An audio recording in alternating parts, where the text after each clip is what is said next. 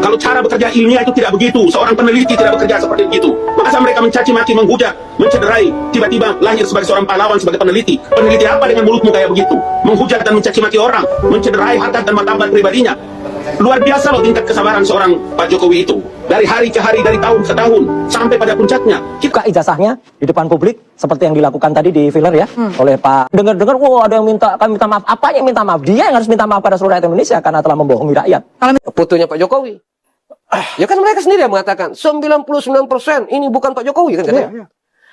Masuk akal nggak di kepala kita? Fotonya tidak diakui itu foto Pak Jokowi, tetapi mereka mengakui itu ditindih oleh stempel. Lah kalau memang itu bukan foto Pak Jokowi, ngapain ditindih pakai stempel? Ya kan? Dirinya merasa suci. Sedangkan satu republik tahu Roy Suryo siapa. Satu republik tahu Roy Suryo siapa. Kalian juga tahu Roy Suryo siapa kan gitu loh. Nanti saya katakan. Kan gitu loh. Kalian tahu gitu loh. Roy Suryo siapa. Rustam juga tahu Roy Suryo siapa kan gitu loh. Jadi Halo. Assalamualaikum warahmatullahi wabarakatuh. Halo teman-teman semua, selamat datang kembali di channel Mart27. Seperti biasa, setiap hari kita akan membahas berbagai informasi, fakta, analisis, dan perkembangan terbaru yang sedang ramai di tengah publik. Channel ini selalu berusaha menyajikan pembahasan yang jernih, lugas, dan mudah dipahami, agar teman-teman bisa mengikuti isu-isu penting tanpa perlu bingung. Untuk itu sebelum kita masuk ke inti pembahasan hari ini, pastikan teman-teman like, share, dan subscribe ya, supaya tidak ketinggalan update terbaru dari channel ini. Baik, tidak perlu lama-lama, langsung saja kita mulai pembahasannya.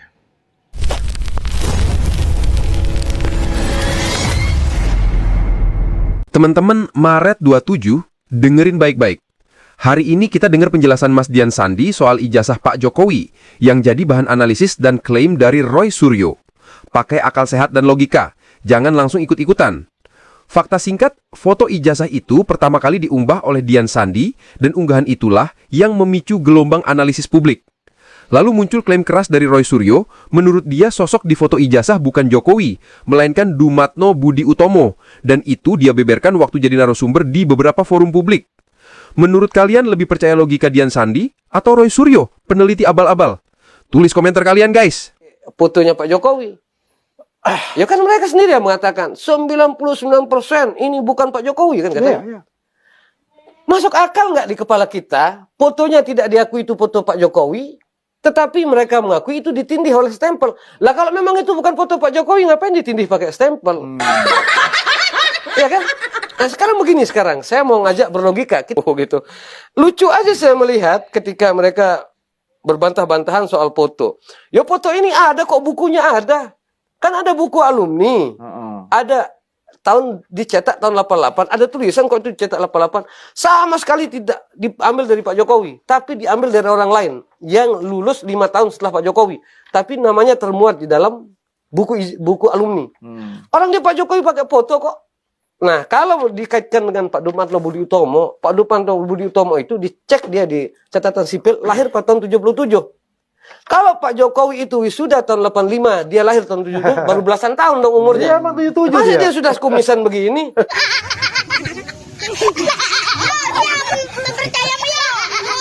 Inilah detik-detik ketika Roy Suryo dibuat mati gaya oleh Mardian Syah Semar.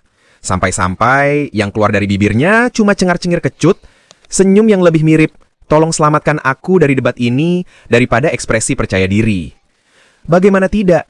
Mardian Syah demen santai, tapi menusuk, menyebut bahwa seluruh Indonesia pasti sudah kenal rekam jejak Roy Suryo. Kalimat itu meluncur seperti pisau dilempar pesulap. Terlihat ringan, tapi tajamnya terasa sampai ke penonton. Roy Suryo hanya bisa duduk, memasang senyum tipis yang getir, seperti orang yang pura-pura tidak dengar, padahal hatinya sudah, aduh, tidak ada sanggahan, tidak ada bantahan, tidak ada argumen balik. Yang ada hanya ekspresi, sudahlah, cepat selesai. Di momen itu, Roy Suryo seperti kehilangan kata, kehilangan ritme, kehilangan jurus. Yang berhasil dipertahankan hanya senyumnya. Senyum yang lebih tajam dari komentar netizen, tapi lebih getir daripada kopi tanpa gula. Ini nggak konsisten. Aiman minta saya ngomong apa kali ini? Ya. Karena dirinya merasa suci. Sedangkan satu republik tahu Roy Suryo siapa. Satu republik tahu Roy Suryo siapa. Kalian juga tahu Roy Suryo siapa kan gitu loh. Nanti saya katakan. Kan gitu loh. Kalian tahu tahu gitu loh. Roy Suryo itu siapa? Rustam juga tahu Roy Suryo siapa, kan begitu loh. Jadi maksud saya tidak boleh. Justru rasa dirinya paling benar sendiri tidak boleh Roy Suryo. Tidak boleh. Kemarin menurut saya nggak tahu Karena siapa banyak Roy juga Suryo. kesalahan yang Roy Suryo lakukan di Republik ini, kan begitu loh. Saya tahu kalau cara bekerja ilmiah itu tidak begitu. Seorang peneliti tidak bekerja seperti itu. Masa mereka mencaci maki, menghujat, mencederai, tiba-tiba lahir sebagai seorang pahlawan, sebagai peneliti. Peneliti apa dengan mulutmu kayak begitu? Menghujat dan mencaci maki orang, mencederai harkat dan martabat pribadinya.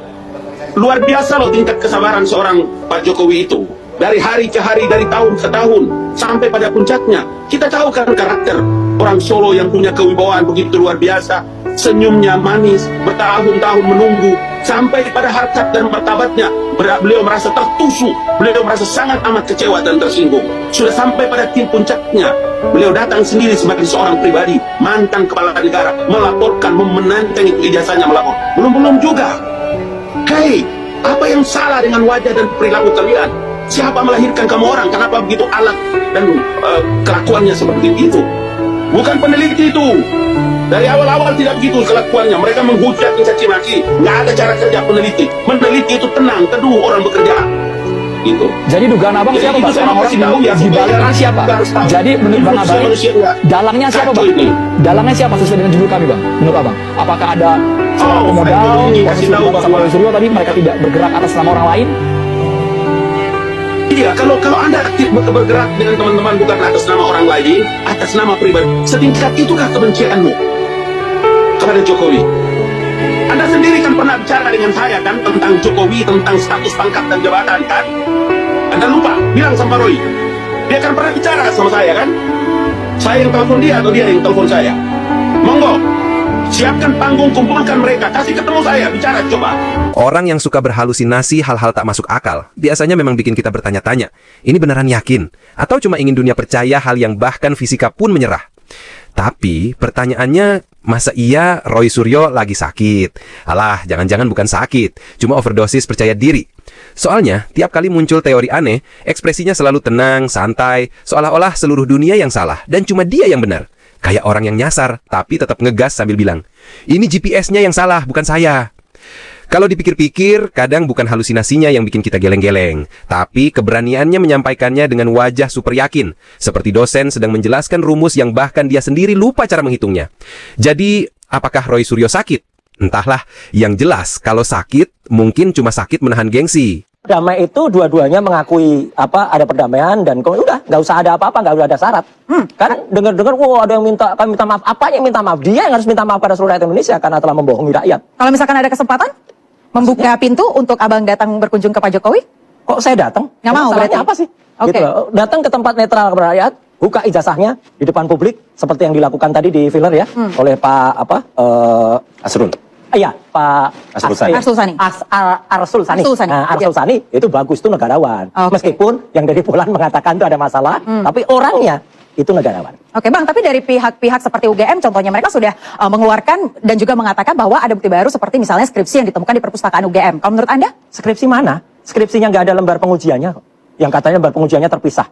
Ya tanyakan semua dosen atau orang-orang yang waras. Mana ada skripsi lembar pengujiannya dipisah? Nggak ada. Skripsi itu kalau mau dikumpulkan di perpustakaan, di rektorat, di fakultas, ke dosen pembimbing, harus lengkap semua tanda tangannya. Kok bisa-bisanya dikatakan skripsi lembar pengujiannya terpisah? Ini jangan-jangan loh ya. Ini dibuat baru lagi, kemudian tempelin di situ. Oke, baik, saya ke Bang Freddy. Bang, tadi katanya nggak mau harus Pak Jokowi yang minta maaf. Kalau dari Pak Jokowi emangnya akan membuka pintu nggak Bang? Kalau misalkan ada kesempatan itu? Ya, saya rasa publik tahu bahwa Pak Jokowi belum pernah baik secara langsung maupun melalui kuasa hukumnya melemparkan wacana mediasi ini.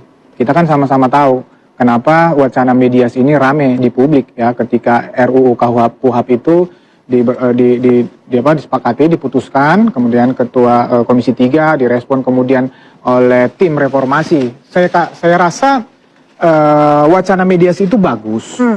Hanya kan seperti kata Prof. Jimli tadi, mau tidak kedua belah pihak ini ya. Nah, yang kami lihat ya pertama tadi Pak Jokowi belum pernah melemparkan wacana mediasi ini.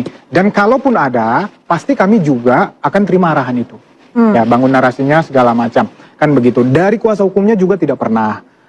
Jadi Baik teman-teman, itulah pembahasan kita pada hari ini. Semoga penjelasan ini bisa memberi gambaran yang lebih jelas dan membantu teman-teman memahami isu yang sedang berkembang ya. Kalau teman-teman punya pendapat, analisa, dan sudut pandang lain, silahkan tulis di kolom komentar. Channel Maret 27 selalu terbuka untuk diskusi sehat dan pandangan yang beragam. Jangan lupa like, share, dan subscribe agar teman-teman tidak ketinggalan update terbaru dari channel Maret 27 setiap harinya. Terima kasih sudah menonton. Wassalamualaikum warahmatullahi wabarakatuh.